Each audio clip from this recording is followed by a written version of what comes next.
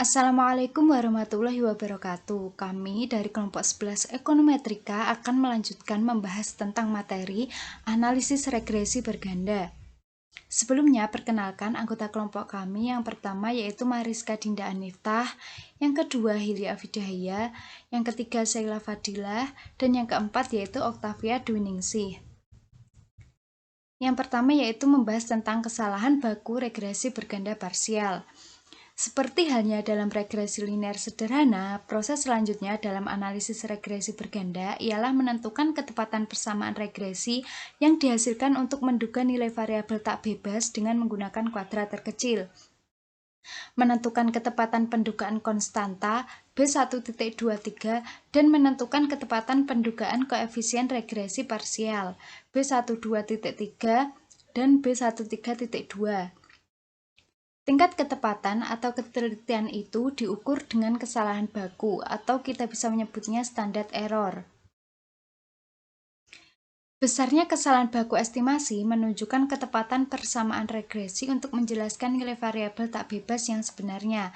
Semakin kecil nilai kesalahan baku estimasi menunjukkan semakin tingginya ketepatan persamaan regresi yang dihasilkan untuk menjelaskan nilai variabel tak bebas yang sesungguhnya. Dan sebaliknya, semakin besar nilai kesalahan baku estimasi menunjukkan semakin rendahnya ketepatan persamaan regresi yang dihasilkan untuk menjelaskan nilai variabel tak bebas yang sesungguhnya. Untuk mengetahui ketepatan persamaan estimasi digunakan kesalahan baku estimasi atau bisa disebut standard error of estimate.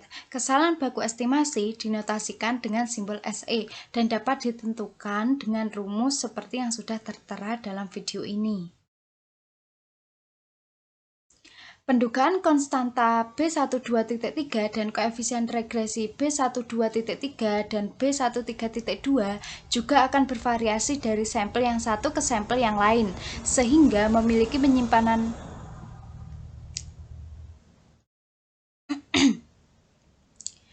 pendugaan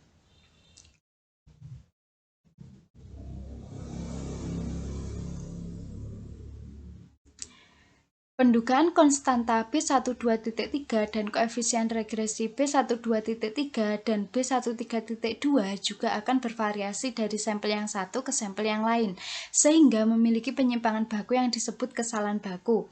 Standard error itu merupakan akar dari varians pendugaan tersebut. Makin kecil standard error suatu pendugaan, makin tinggi tingkat ketelitian pendugaan tersebut, dan sebaliknya. Makin besar standar error suatu pendugaan, makin rendah tingkat ketelitian pendugaan tersebut. Standar error B1.23 dinotasikan SB1.23 dan dirumuskan sebagai berikut, di mana SB1.232 sama dengan varians dari standar error B1.23, sehingga standar error B1.23 adalah SB1.23 sama dengan akar SB1.232 kuadrat.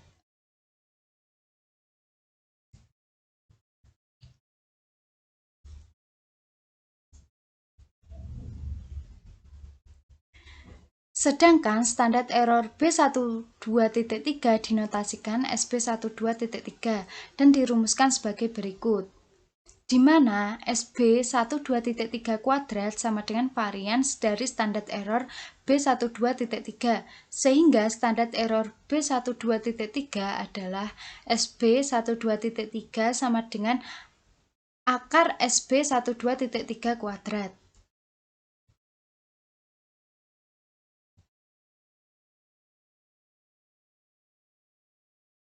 Dan standar error B13.2 dinotasikan SB13.2 dan dirumuskan sebagai berikut, di mana SB kuadrat 12.3 varians dari standar error B13.2, sehingga standar error B13.2 adalah SB13.2 sama dengan akar SB13.2 kuadrat. Catatan, SE kuadrat merupakan pendugaan dari sigma kuadrat karena praktik nilai sigma kuadrat tidak pernah diketahui. Yang kedua yaitu koefisien determinasi. Koefisien determinasi atau dilambangkan dengan R kuadrat dalam hubungan dua variabel berfungsi untuk mengukur tingkat ketepatan atau kesesuaian dari regresi linear sederhana. Dua variabel yang dimaksud adalah variabel terikat Y dan variabel bebas X. Misalnya, pada kasus konsumsi pendapatan, koefisien determinasi digunakan untuk menunjukkan presentase sumbangan variabel pendapatan X terhadap naik turunnya variabel yang dipengaruhi, yakni variabel konsumsi Y. Sedangkan koefisien determinasi berganda atau multiples coefficient of correlation dengan simbol R kuadrat merupakan hubungan antara tiga variabel, yakni regresi Y terhadap X2 dan X3 untuk mengetahui berapa besarnya presentase sumbangan X2 dan X3 terhadap naik turunnya Y secara bersama-sama. Rumusnya yaitu R kuadrat sama dengan jumlah kuadrat dari regresi dibagi dengan jumlah kuadrat total. R kuadrat sama dengan B12.3 sigma X2I YI plus B13.2 sigma X3I YI dibagi dengan sigma YI kuadrat. Nah, nilai R kuadrat sama halnya dengan nilai R besar kuadrat, yakni antara 0 dan 1. Jika R kuadrat sama dengan 1, maka presentase sumbangan X2 dan X3 terhadap naik turunnya Y secara bersama-sama adalah 100%. Karena variannya adalah 100%, maka dapat kita ambil kesimpulan bahwa seluruh variasi yang disebabkan oleh X2 dan X3 dan bukan dari variabel lain. Dengan kata lain, hanya variasi X2 dan X3 lah yang mempengaruhi Y. Meskipun teori yang kita dapatkan adalah seperti itu, namun jarang sekali kita dapat memasukkan semua variabel yang mempengaruhi Y dalam persamaan regresi linear berganda. Karena dalam praktiknya, hal ini tidak mungkin dapat terjadi. Hal ini disebabkan karena naik turunnya Y bukan hanya dipengaruhi oleh variasi X2 dan X3 saja, namun pasti ada variabel lain yang mempengaruhinya. Kesalahan pengganggu yang sumbangannya terhadap variasi Y diukur dengan sigma EI kuadrat sebagai penyebab nilai R kuadrat tak dapat mencapai nilai 1. Sehingga dengan nilai presentase sumbangan X2 dan X3 terhadap naik turunnya Y secara bersama-sama tidak akan mencapai 100%. Nah, semakin dekat R besar kuadrat dengan 1, maka semakin cocok garis regresi untuk meramalkan Y. Sehingga R kuadrat dan R besar kuadrat digunakan sebagai ukuran cocok tidaknya suatu garis regresi untuk meramalkan variabel tak bebas Y. Yang ketiga yaitu korelasi berganda. Korelasi berganda memiliki hubungan erat dengan koefisien determinasi, yakni jika R disebut koefisien korelasi, maka R besar disebut koefisien korelasi berganda. Sedangkan untuk koefisien determinasi sudah kita bahas di atas dan perbedaan keduanya terdapat pada kuadrat dalam pengoperasiannya. Korelasi berganda di sini digunakan untuk mengukur kuatnya hubungan antar variabel X secara bersama-sama terhadap variabel Y. Karena pada kenyataannya, penerapan R kuadrat atau koefisien determinan lebih penting daripada R.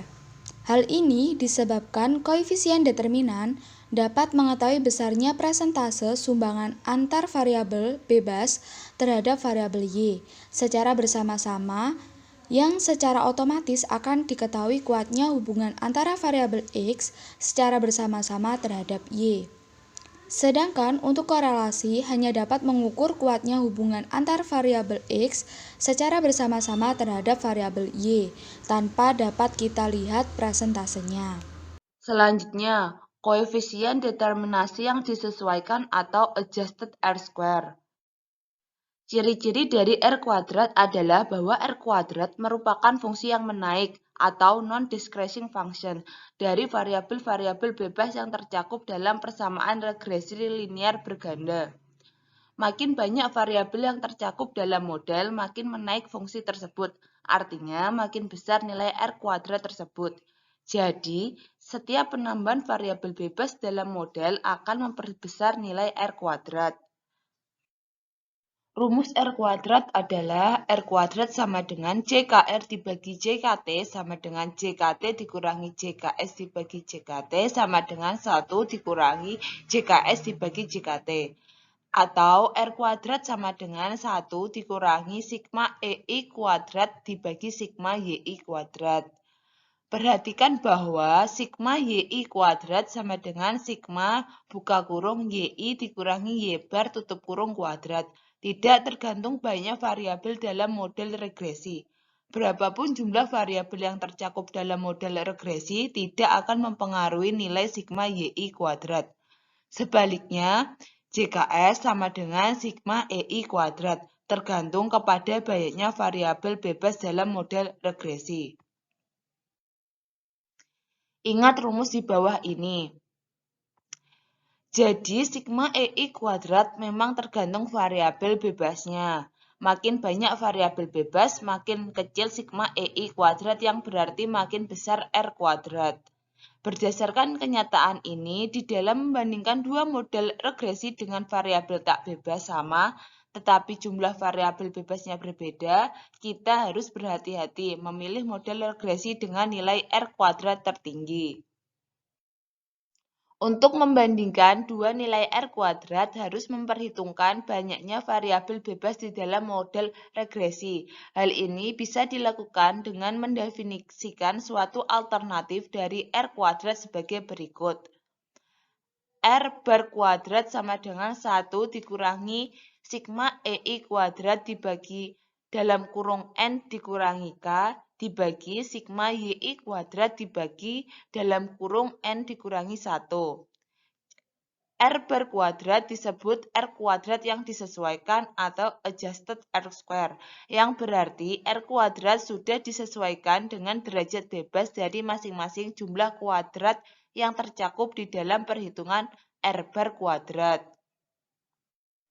Dari rumus-rumus di atas mudah dipahami bahwa R bar kuadrat dan R kuadrat saling berhubungan, dan jika disubstitusikan akan diperoleh rumus sebagai berikut.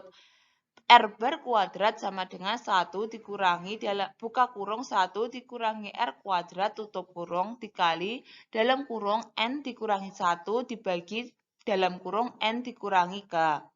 Dari rumus tersebut jelas bahwa yang pertama jika K lebih dari 1 maka R bar kuadrat kurang dari R kuadrat. Artinya bahwa apabila banyak variabel bebas ditambah, R bar kuadrat dan R kuadrat akan sama-sama meningkat. Tetapi peningkatan R bar kuadrat lebih kecil daripada R kuadrat. Yang kedua, R bar kuadrat dapat positif atau negatif walaupun R kuadrat selalu non-negatif. Jika R bar kuadrat negatif, nilainya dianggap 0.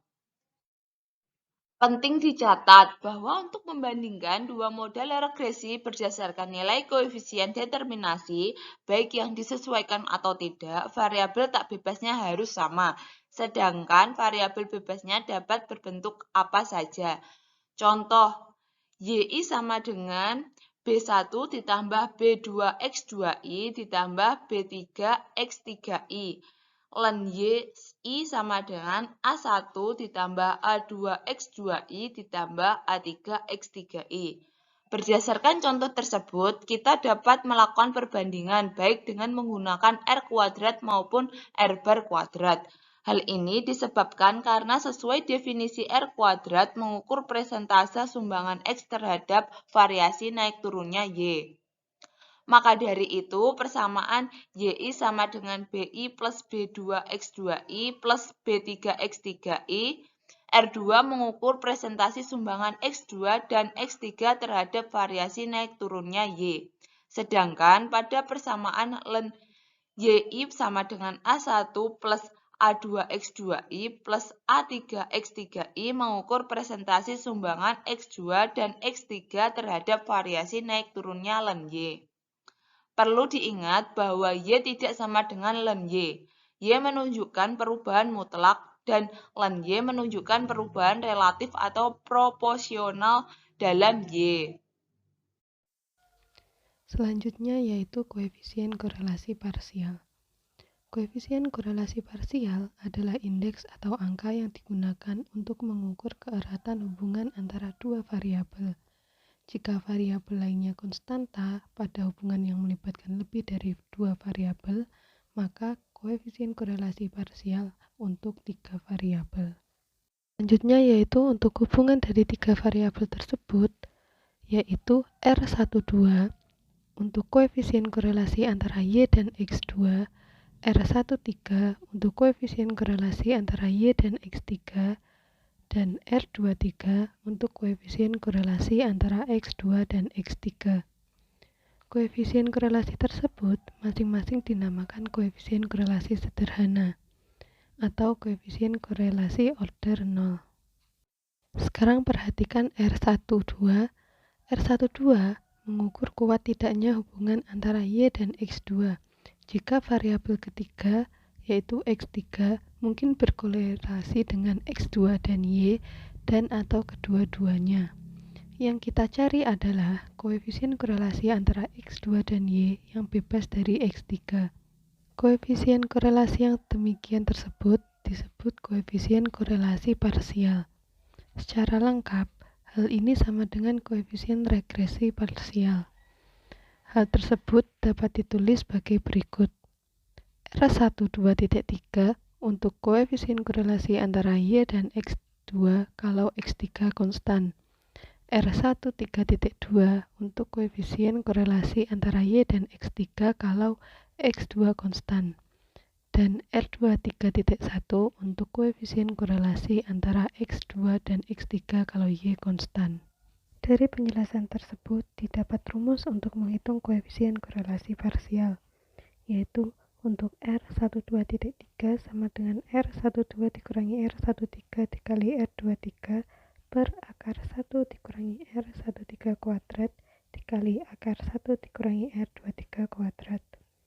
Untuk R13.2 sama dengan R13 dikurangi R12 dikali R23 per akar 1 dikurangi R12 kuadrat dikali akar 1 dikurangi R23 kuadrat. Untuk R23.1 sama dengan R23 dikurangi R12 dikali R13 per akar 1 dikurangi R12 kuadrat dikali akar 1 dikurangi R13 kuadrat.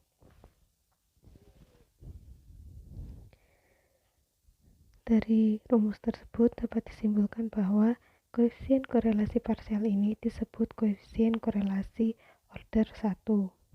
Kata order di sini dimaksudkan banyaknya angka indeks di belakang titik.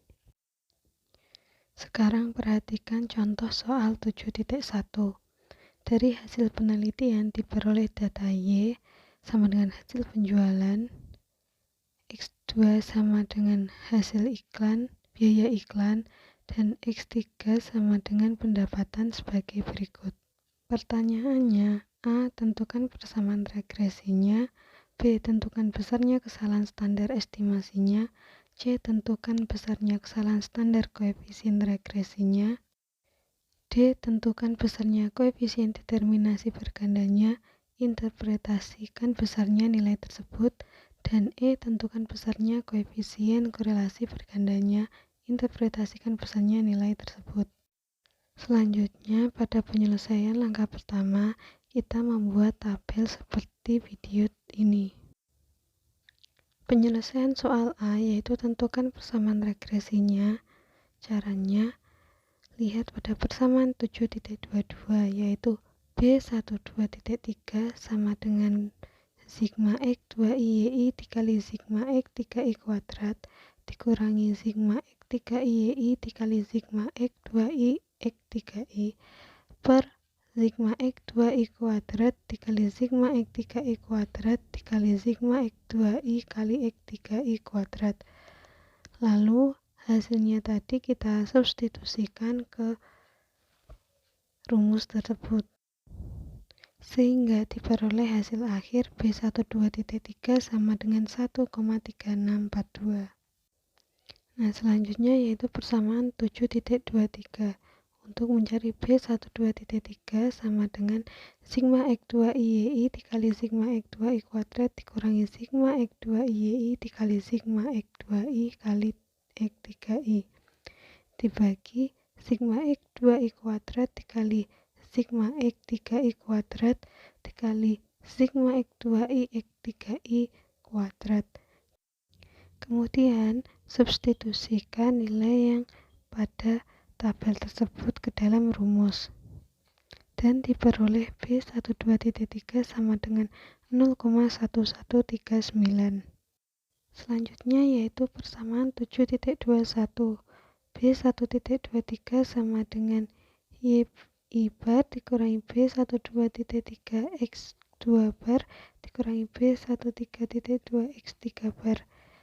Dan hasilnya B1.23 sama dengan negatif 49,3391. Nah, berdasarkan persamaan 7.10 diperoleh persamaan regresi linear berganda adalah Y topi sama dengan B1.23 ditambah B12.3 kali X2I ditambah B13.2 dikali X3I sama dengan negatif 49,3391 ditambah 1,3642 X2I tambah 0,1139 X3I. Selanjutnya yaitu B, tentukan besarnya kesalahan standar estimasinya. Persamaan 7.24 SE kuadrat sama dengan sigma EI kuadrat per N kurangi 3. Dan jika dijabarkan sama dengan sigma YI kuadrat dikurangi B12.3 sigma X2I kali YI dikurangi B13.2 sigma X3I kali YI per N min 3. Dan hasilnya SE kuadrat sama dengan 12,9294. Sehingga diperoleh nilai kesalahan standar estimasinya atau SE-nya adalah 3,5975. Selanjutnya yaitu soal C, tentukan besarnya kesalahan standar koefisien regresinya SP12.3 dan SP13.2. Kita menggunakan persamaan 7.28 dan 7.30. Untuk persamaan 7.28 yaitu SP12.3 kuadrat sama dengan SE kuadrat sama dengan sigma X3I kuadrat dibagi sigma X2I kuadrat dikali sigma X3I kuadrat dikurangi sigma X2I kali X3I kuadrat. Dan hasilnya SP12.3 sama dengan 0,1432. Nah, sekarang persamaan 7.30 untuk mengetahui nilai dari SP13.2 kuadrat yaitu sama dengan SE kuadrat sama dengan sigma X2I kuadrat per sigma X2I kuadrat kali sigma X3I kuadrat dikurangi sigma X2I kali X3I kuadrat. SP13.2 sama dengan 0,1434. Selanjutnya yang D yaitu tentukan besarnya koefisien determinasi bergandanya, interpretasikan besarnya nilai tersebut. Dengan menggunakan persamaan 7.33, R kuadrat sama dengan sigma Y topi I kuadrat dibagi sigma YI kuadrat sama dengan B12.3 sigma X2I YI dikurangi B13.2 sigma X3I XI dibagi sigma YI kuadrat. Hasilnya yaitu 1,3643 dalam kurung 874 ditambah 0,1139 dalam kurung negatif 79 dibagi 1260,889. Hasilnya yaitu 1183,3127 dibagi 1260,889 sama dengan 0,9385. B12.3 sama dengan 1,3642. Artinya kalau biaya iklan naik 1 satuan diharapkan hasil penjualan akan naik 1,36 kali kalau pendapatan tetap. B13.2 sama dengan 0,1139. Artinya Kalau X3 naik satu satuan, diharapkan hasil penjualan akan naik 0,11 kali kalau biaya iklan tetap.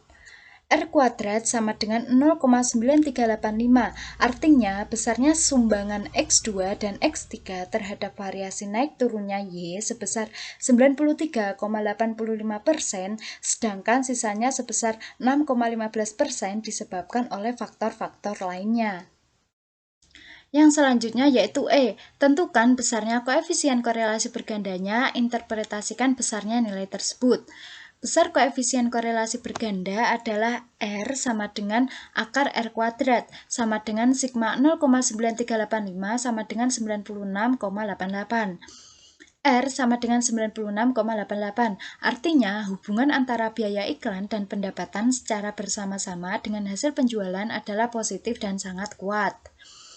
Untuk mencari koefisien korelasi sederhana menggunakan persamaan 7.41. R12 sama dengan sigma X2IYI dibagi akar sigma X2I kuadrat sigma YI kuadrat sama dengan 874 dibagi akar 650 kali 1260,889 sama dengan 874 dibagi 905,3054. Hasilnya yaitu 0,9654. Dengan menggunakan persamaan 7.42, R13 sama dengan sigma X3IYI dibagi akar sigma X2I kuadrat sigma YI kuadrat sama dengan negatif 79 dibagi akar 650 kali 1260,889 sama dengan negatif 79 dibagi 905,3054. Hasilnya yaitu negatif 0,0873.